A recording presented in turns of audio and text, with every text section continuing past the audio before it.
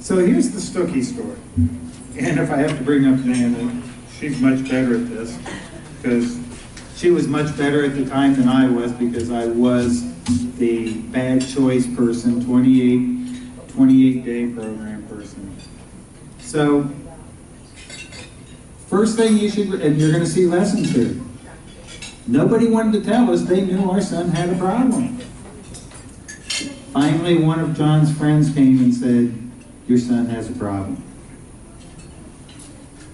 We would hug this person today if they were in the room, because nobody else wanted to tell us. Stigma. Jan and I went through 5 years of hell. John went through 5 years of hell. And I think, after I'm listening to other stories, we're the lucky ones. We went through 3 to 5 recovery programs. Typically, I now understand it might be part of the journey. Some of it is, there's no standardization in treatment out there. There is so much confusion between the treatment programs. It really is a jungle for people trying to get help. 3 to 6 month waiting period for each one.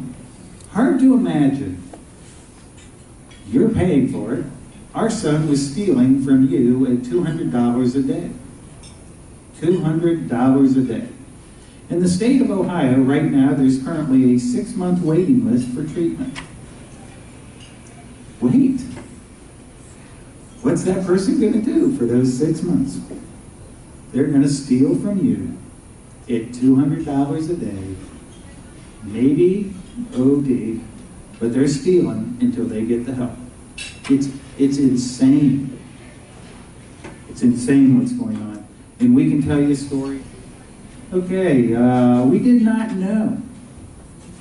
We didn't know that at 24 hours, coming out of a recovery program was the highest risk of overdose. Think somebody should have told us? And coming out of prison, the 2 times that you have the highest chance for overdose is coming out of a 28-day recovery program, because you're going to try, if you step back and you're going to try and use at the same level you used before going in, your bodies can't handle it, highest risk. Coming out of prison, it's why you're seeing a lot of states and justice systems requiring a Vivitrol shot before you leave prison, because it will guarantee you can't OD for the next 30 days, because highest risk. Paul, I bet you wish somebody had told you? I had no idea. Had no idea. I was talking to my son today in St. Louis. I'm just going to give you another barrier on this. Insurance covers 7 days of detox. To prepare yourself for a Vivitrol, you need 10 days of being clean. So the recovery centers, after 7 days, they don't have you on Suboxone, which is basically a trace amount of heroin. So they just have you completely clean. You're getting ready to go on a Vivitrol shot. After 7 days, they throw you out the door. In the next 3 days, you have to stay clean before you get the Vivitrol shot, because your insurance won't cover the last 3 days. It is insane. We have to ask for better. We have to ask for better. Oh, and we thought we were the bad ones. Jan and I spent an estimated, or lost an estimated, $150,000 in those 5 years in treatment programs, paying lawyers to keep our son out of jail, paying employers who our son stole from, and stolen money and property that he stole from us. We're the lucky ones. We've heard people of $500,000, $1 million that it's spending just before they get into a recovery program. If you don't think this tears up families, when I say families are in crisis mode, it tears up marriages, it tears up sibling relationships, it rips families apart. Traditional support. We hit our problem from family friends. We thought we were the only ones. Jan and I wouldn't go on a vacation together for 5 years because we had to protect, quote, the castle. It was no longer protecting John. We were protecting our property. The family doctor refused to see John and gave us no advice where to go. I'm talking about, I'm in crisis mode. Who do you go see? You go see your doctor? You go talk to your family and friends. If I had cancer, I talk to friends that have dealt with cancer, and I'd ask them, who do you go to? I talk to my family doctor, and they would tell me where to go to. I talk to my minister, and they tell me, help me connect with people. I worked for a fabulous company that had an EAP program and gave Jan and I two therapist sessions a year. I guarantee you, we needed more.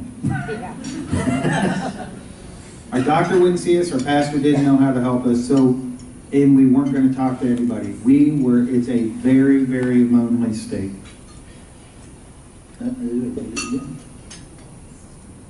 Crisis mode. November 24th, 2012, we hit rock bottom. Jan and I were having a debate at Thanksgiving where we were going to bury John. I'm thinking John knew we were done, and he hit rock bottom the same day, because we were done. John decided to go on the Vivitrol. As a nonprofit, I can't advocate for one thing versus another, and I can't make political stances. So, but right off the bat, I will tell you, John decided he wanted to get help for himself. You saw in the video, #1 goal. He wasn't doing it because mom and dad thought so. He didn't do it to keep his job. He did it. He finally said, I need help. I'm going to get help. The Vivitrol shot, if you haven't heard about it, it's a non-addictive. You take a shot, great compliance. It's good for 30 days. John, it blocks all desire for either alcohol or an opiate. And he couldn't get high on heroin or alcohol if he wanted to. The drug's been around since 1984. It's been taken off the market, and I'm only going to tell you what I hear. It was taken off the market because more people could make more money with patients giving them Suboxone and methadone. The people pushing Vivitrol right now are the legal department, legal groups, because they're seeing good results. But it was a big piece. After 24 hours, John basically said he had a vision for his new life. This was after 5 years. He said he wanted to start a business, and he wanted to take all the profits and help all the friends he knew on the streets of St. Louis, who the treatment centers were turning away because of lack of money, and he wanted to give the money to the treatment centers in St. Louis to let his friends in. Well, of course, Jan and I are going like, oh my God, in 5 years? This is the first time our son has talked about giving versus taking. Of course we're going to support him. So he started a business, and he started going around selling coffee. It was like an Amway business. And we finally found another a treatment center where he went in and he says, I want to sell coffee in your lobby, and whatever money I make, I will give it to you, let a friend in. Jan and I then, we went on radio and TV. Sorry, I'm going to pick this up. Went on radio and TV, and a funny thing happened, because remember, Jan and I were still thinking we were alone. All we cared about was our son's life. We went on radio and TV in St. Louis with our son John, and then people came out of the woodwork asking for help. Our friends. I have a large group. I have a group of friends I've been fishing with, guys, for 30 years now. 50% of them started talk to me privately, wouldn't talk as a group, talk to us privately about their problem in their house and asking us for help finding the right resources.